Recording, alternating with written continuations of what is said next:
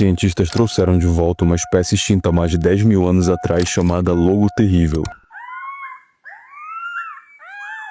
A empresa responsável por isso foi a Colossal Biosciences, e eu não sei vocês, mas pra mim, trazer de volta uma espécie que tem a palavra terrível no nome parece um pouco assustador. A iniciativa foi possível graças à reconstrução do genoma do animal utilizando DNA extraído de fósseis. Dessa forma, 3 filhotes nasceram: Romulus, Remus e Khaleesi. Esses filhotes estão sendo monitorados em uma reserva secreta nos Estados Unidos, para que atinjam o peso e tamanho esperado pelos cientistas. Apesar dessa cara bem fofinha, não se enganem, esses animais são extremamente ferozes quando adultos.